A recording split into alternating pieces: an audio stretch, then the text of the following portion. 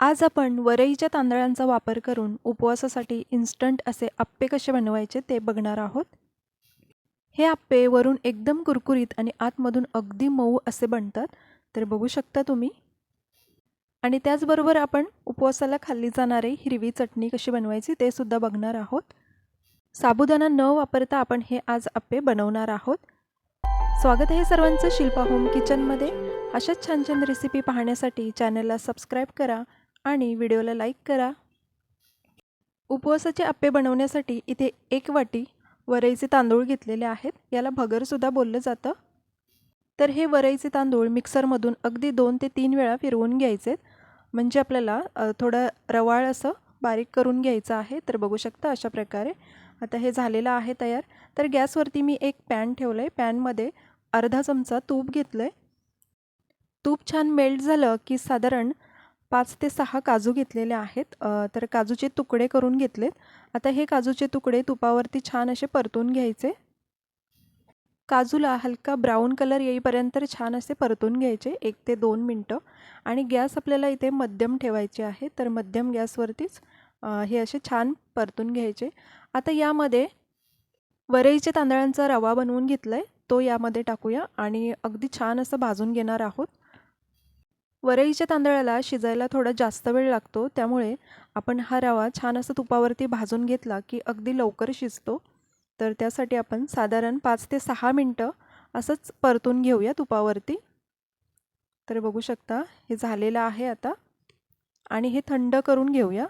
तर रवा थंड होतोय तोपर्यंत आपण चटणी बनवून घेऊया. तर इथे मी मिक्सरच्या भांड्यामध्ये थोडे शेंगदाणे, 2 हिरव्या मिरच्या आणि कोथिंबीर हे असं घेतलेलं आहे. आता यामध्ये थोडंसं पाणी टाकलं आहे आणि चवीपुरतं मीठ. तर यामध्ये तुम्ही खोबरंसुद्धा वापरू शकता. ओलं खोबरं वापरलं तरी चालेल. आणि हे अगदी बारीक वाटून घ्यायचं. तर चटणीसुद्धा आपली तयार आहे. आता हे रवा थंड झाल्यावरती मी एका बाउलमध्ये काढून घेतलं आहे. रवा पूर्ण थंड झाल्यावरतीच पुढची प्रोसेस करायची आहे. तर आता हा सगळा रवा मी एका बाउलमध्ये काढून घेतलेला आहे. आणि त्यानंतर आपल्याला लागणार आहे 1 वाटी दही. ज्या वाटीने आपण वरईचे तांदूळ मोजून घेतले त्याच वाटीने 1 वाटी दही लागणार आहे.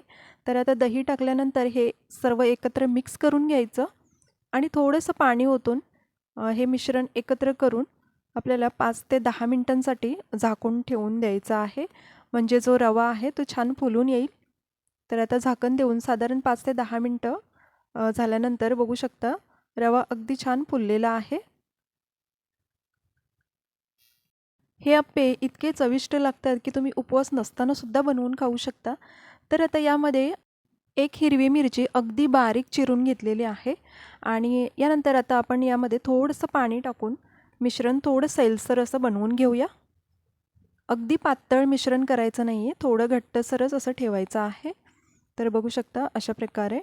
आणि आता यामध्ये चवीनुसार मीठ टाकून घेऊ आणि परत एकदा छान मिक्स करून घेऊ.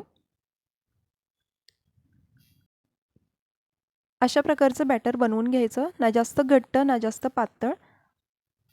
अप्पे छान जाळीदार आणि मऊ होण्यासाठी मी इथे खाण्याचा सोडा वापरलेला आहे. तर अगदी पाव चमचा इतका खाण्याचा सोडा वापरलेला आहे.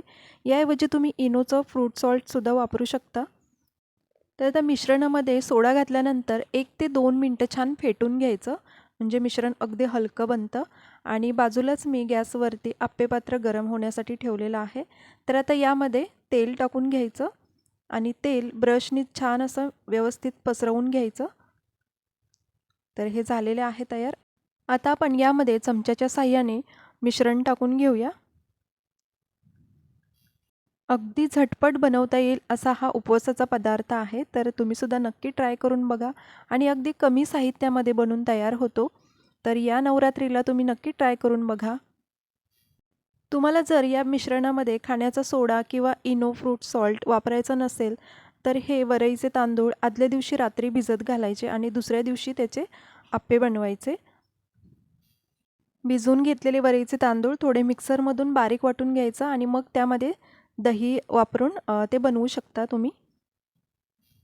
आता यावरती झाकण देऊन लो टू मीडियम फ्लेमवरती 7 ते 8 मिनटं छान शेकून घ्यायचे.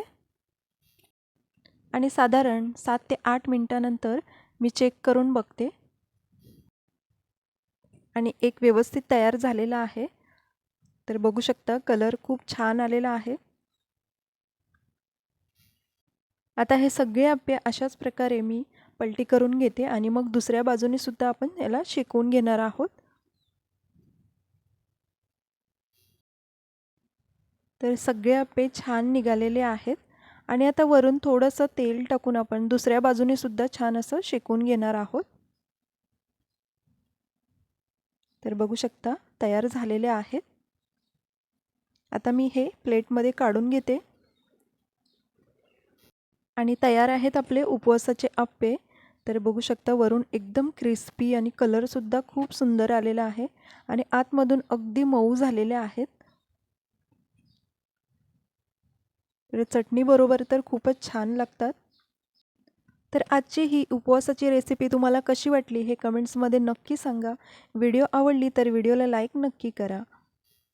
तसंच चॅनलला अजून सबस्क्राईब केले नसेल तर लगेचच सबस्क्राईब करा. पुन्हा भेटू अशाच एका नवीन रेसिपीसोबत. थँक्यू.